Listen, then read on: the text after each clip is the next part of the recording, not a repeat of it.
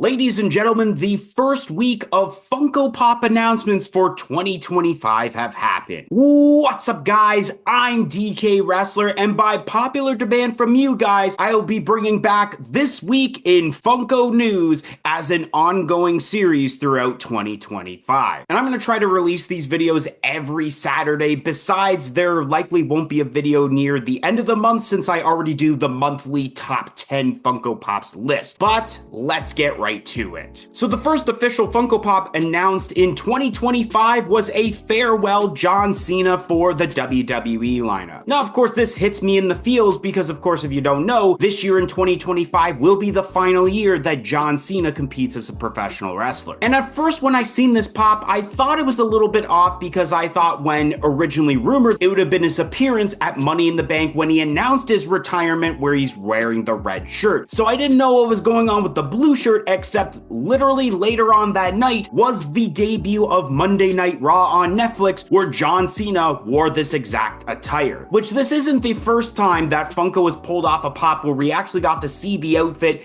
before it was actually worn on TV in the form of the Fanatics exclusive Final Boss Rock, where they announced it literally in the middle of WrestleMania 40 Night 1. And I believe this is going to be one of those pops that's only available for a limited time for pre-ordering, I believe until January 14th. The redeemables for Scooby-Doo Funko Series 2 have started arriving in people's homes, and these redeemables look very nice, especially how the glow-in-the-dark features had turned out on both the Phantom Virus and the Proto as Scooby-Doo. Next up, we have ourselves a set of pops for Army of Darkness with an Ash and an Evil Ash. Now, these pops are pretty cool. I believe the Evil Ash is a slightly different mold from the Hot Topic Scare Fair exclusive we got a few months back. I'm not exactly sure which one I think is better. I think in my opinion, it's the pop is better with this one, but I obviously love the box art design when it comes to those Hot Topic Scare Fair exclusives. Then we have two pops from Lady and the Tramp, and both of them are Poppin' Buddies, which this is a pretty unique idea. I kind of like this. We got ourselves a new set of Marvel Studios Infinity Saga pops with a new Iron Man, Captain America, Peggy Carter, and then Whiplash. And this is a pretty decent set of pops. I don't remember the last time if we even ever had a Peggy Carter pop of herself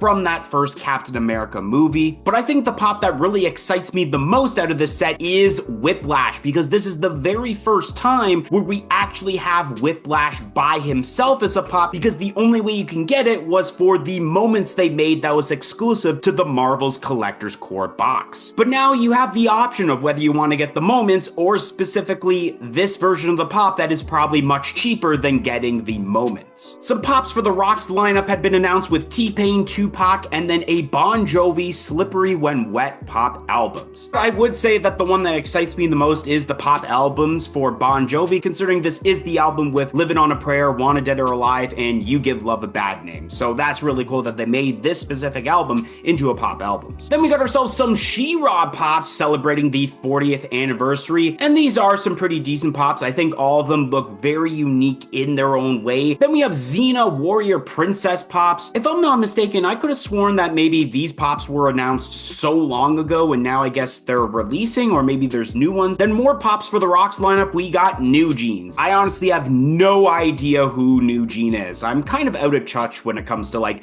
these newer artists per se. Two new pops for Squid Game had gotten announced with Seong Ji-hoon, player 456, and a new version of the frontman. Now people were really upset at first about a new frontman pop because originally the only way you can get it is the redeemable from the Squid Game NFT set. But when this got announced, I feel like this was kind of a relief because the NFT pop, at least in my opinion, actually looks better than the pop that we have here for the commons. Then we have a new set of My Hero Academia pops, which I mean to be expected because it is one of the more popular animes, and I believe if I'm not mistaken, it looks like Star and Stripe may be a brand new pop for the set. But the one that actually really intrigues me is not because of the plus pops, or as I call it, the John pops. It's a pop of Stain, which actually confirms something that I originally heard when I hadn't watched My Hero Academia in a while, is that my favorite character of the show is his hero killer Stain, and there was talks of the idea that through the mangas that he would make his return, and now it seems like through the television show at least, he is back, so I may have to actually catch up from the last time I watched My Hero, which was season 4, all the way until seeing where Stain makes his return and how he makes his return, because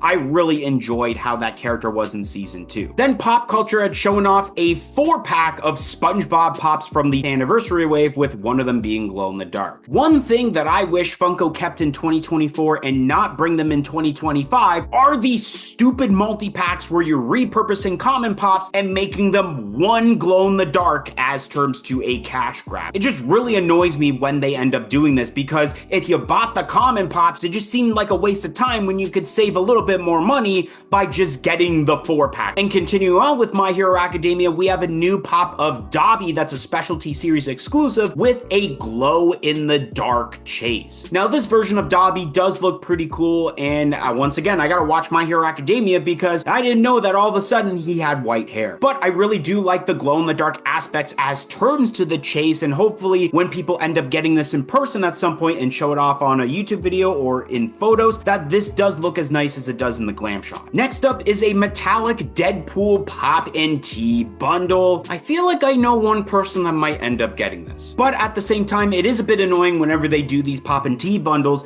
and all they do is just add a specification on an already existing common pop. The only good thing in my opinion is the Funko t-shirt with Deadpool and Wolverine featured on. And then the last news for this video is that Drop in Funko announced the first NFT set of 2025 being Adventure Time Series 2. This kind of threw me off because I believe Adventure Time Series 2 was not a part of the rumored list. Maybe it was there, I just didn't notice it when looking at the photo, but these pops look pretty decent, and I know a lot of people are excited for some of these characters that of course have never had pops previously. And there's a couple of things that I noticed that are pretty cool, is that within the sticker you can actually see whether it's a legendary or a grail, because in instance with the BMO you can actually see the word grail and then 999 pieces, and then the royalty does say royalty and then the limited piece count. And I actually do enjoy the idea of the royalty being a pop and buddy per se, where you have both Freddy Funko dressed up as Finn the Human, which I thought was going to be the royalty for series 1, and then we have Proto the dog dressed up as Jake the dog. So that's a really unique concept of a pop and buddy for a NFT pop, which I believe has not been done yet, besides I would say the Foghorn Leghorn from Looney Tunes series 1. And I don't want to dive into what I think is better between series 1 and 2 because I may be making a video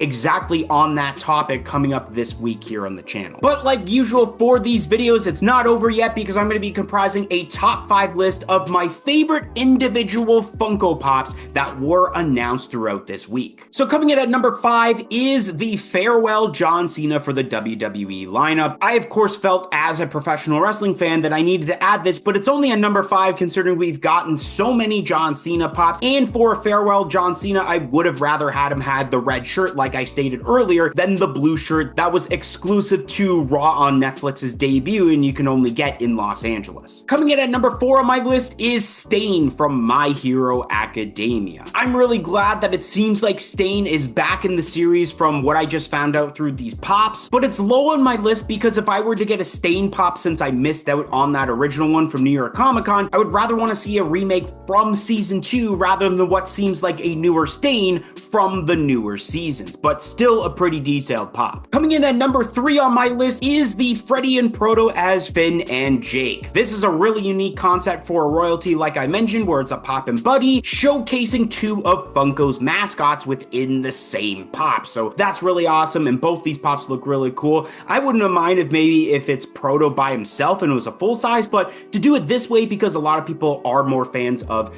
Freddy Funko rather than Proto is still cool though. Coming in at number 2 on my list is the specialty series exclusive glow-in-the-dark chase of Dobby. Now this is a pretty sweet pop. The detail of the pop itself is really cool, but then also it's the glow-in-the-dark aspect that really makes up for why it's super high on this list, but it's not number 1 because we don't exactly know how the glow-in-the-dark specification will actually turn out when us as collectors end up getting this. And coming in at number 1 on my list is Whiplash from the Infinity Saga Saga set. I think that they did such a great job with this, and also being the very first Whiplash pop that's by itself instead of the moment. They did a really great job of giving it more of an updated mold for 2025 standards, rather than, I believe this pop originally came out in 2018, I want to say, celebrating 10 years of Marvel Studios. But still really cool that now we have the option of whether or not we want to get the moments or the singular pop of having Whiplash in the collection. But anyways, guys, that's gonna be the end of today's video. If you enjoyed today's video